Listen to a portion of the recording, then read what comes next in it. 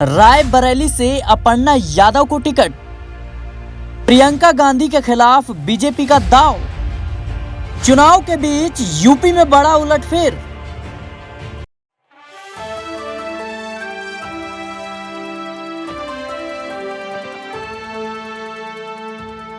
नमस्कार, आप देख रही हैं नेक्स्ट 9 पॉलिटिकल बाइट। मैं हूं आपके साथ सिराज। क्या अपर्णा यादव को भारतीय जनता पार्टी रायबरेली से प्रियंका गांधी के खिलाफ अब चुनावी मैदान में उतारने की तैयारी कर रही है? अब ये सवाल इसलिए उठ रहे हैं क्योंकि जिस तरीके से अपर्णा यादव को लेकर बीजेपी में असमंजस की स्थिति है, कहीं ना कहीं लोकसभा चुनाव के बीच अब अपर्णा यादव को लेकर के भारतीय जनता पार्टी सरप्राइज भी कर सकती है। बताते चलें कि सूत्रों के हवाले से जो खबरें निकलकर सामने आ रही हैं कि रायबरेली सीट से महिला बनाम महिला मुकाबला करने के लिए कहीं ना कहीं बीजेपी एक बड़ी जो रणनीति है उसको तैयार कर रही है। हमारे साथ दो सहयोगी हैं, इनसे जानने का प्रयास करेंगे कि आखिर अपर्णा यादव को लेकर के बीजेपी क्या तैयारी कर रही है और क्या आने वाले समय में हमें कुछ बड़ा उलटफेर देखने को मिल सकता है। अबरार है हमारे साथ और तनुज हैं। सबसे पहला सवाल मेरा अबरार से रहेगा कि जिस तरीके से अपर्णा यादव को लेकर के शिवपाल सिंह यादव ने बयान दिया बीते दिनों और कहा कि कहीं ना कहीं अपर्णा यादव को समाजवादी पार्टी में वापसी करनी चाहिए, लेकिन इन सबको अगर साइड करें तो क्या भारतीय जनता पार्टी अपर्णा यादव को लेकर के कोई बड़ी कह सकते हैं रणनीति तैयार कर रही है?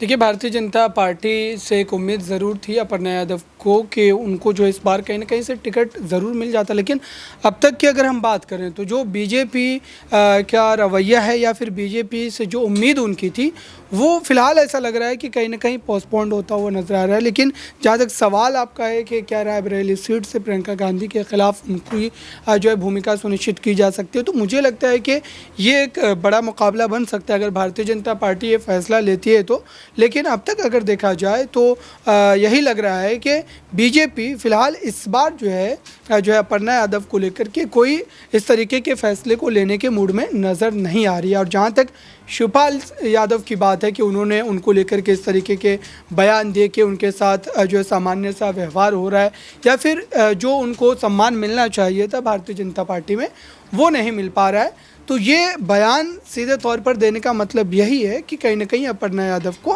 फिर से एक बार समाजवादी पार्टी में वापसी करने के लिए प्रोत्साहित करना। और मुझे लगता है कि इससे पहले भी जब शिवपाल यादव का जन्मदिन था उस समय भी उनकी मुलाकात हुई थी, तस्वीरें आई थी सोशल मीडिया पर, उस समय भी इस तरीके की चर्चा आम हो गई थी कि अपर्णा यादव जो है समाजवादी पार्टी में वापसी कर सकते हैं। और देखिए, कुल मिलाकर के बड़ी बात यह है कि अब तक किसी भी तरीके की वो तल्ख टिप्पणी जो है दोनों तरफ से नहीं हुई है। या फिर आप अखिलेश यादव की बात कर लें, डिम्पल यादव की बात कर लें, शिवपाल यादव की बात कर लें, या फिर दूसरी तरफ जो है अपर्णा यादव की बात कर लें, दोनों एक दूसरे का सम्मान कर रहे हैं। जब भी मीडियाकर्मी इस पूरे मामले को लेकर के अपने प्रश्न उनसे पूछते हैं तो वो कहीं ना कहीं जो है एक आप कह सकते हैं कि बयान जिस तरीके का उनकी तरफ से आता है वो कहीं ना कहीं इस बात को और ज़्यादा मजबूत जो है बनाता है कि आने वाले भविष्य में हो सकता है कि अपर्णा यादव की वापसी समाजवादी पार्टी में हमें देखने को मिल सकती है। लेकिन फ़िलहाल अगर देखा जाए तो आधिकारिक रूप से इस तरीके के बयान अब तक नहीं आए। जी बिल्कुल, आधिकारिक रूप से इस तरह के बयानात अभी नहीं आए हैं, लेकिन बीजेपी की रणनीति है वो हर किसी के समझ में जल्दी आती नहीं है। और कहीं ना कहीं बीजेपी जिस तरीके से फैसला लेती है और पूरी राजनीतिक गलियारों में उसकी चर्चा भी होती है।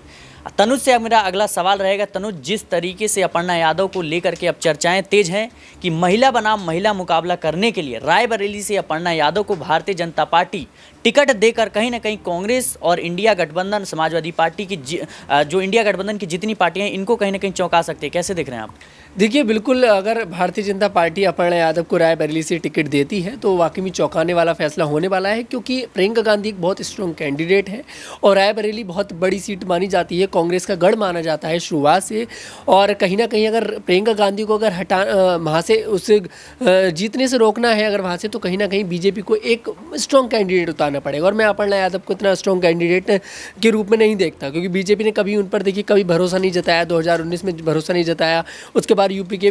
विधानसभा चुनाव होते हैं तब भरोसा नहीं जताया, और अब 2024 में अगर भरोसा जताने की कोई स्थिति बनती नज़र भी आ रही है तो रायबरेली सीट से नहीं उतारना चाहिए। वही मैं आपको बता दूं, देखिए अभी सिर्फ अपर्णा यादव ऐसा चाहती हैं कि वो प्रियंका गांधी के सामने मैदान में उतरे, वो प्रियंका गांधी को हराना चाहती हैं, लेकिन बीजेपी की तरफ से इसको लेकर कोई भी बयान सामने नहीं आया। सूत्र थे पहले कि बीजेपी उन्हें मैनपुरी सीट से लड़ाना चाहती है, डिम्पल यादव के सामने चुनाव लड़वाना चाहती है, मतलब कि परिवार में आपस में भिड़ंत कराना चाहती है। लेकिन अपर्णा यादव ने मना कर दिया कि मैं अपने परिवार के सामने चुनाव नहीं लड़ूंगी, मतलब मैं अपने परिवार के सामने खड़ी नहीं होंगी। तो ऐसे में कहीं ना कहीं बीजेपी थोड़ी सी खफा भी नज़र आती दिखाई दे रही है, क्योंकि ज़्यादातर सीटों के देखिए नाम ऐलान हो चुके हैं, अब कुछ ही सीटों के नाम बचे हैं और ये जो सीटें बची हैं ये हॉट सीट बची हैं। अगर हॉट सीट पर ऐसे कैंडिडेट को उतारा जाता है जिसको कभी भी पार्टी ने टिकट नहीं दिया, तो वाकई में बीजेपी की तरफ से एक चौंकाने वाला फैसला सिराज होने वाला है। जी बिल्कुल, कहीं ना कहीं उत्तर प्रदेश की राजनीति में इस वक्त कैसरगंज और रायबरेली सीट जिसकी चर्चा सबसे ज़्यादा हो रही है,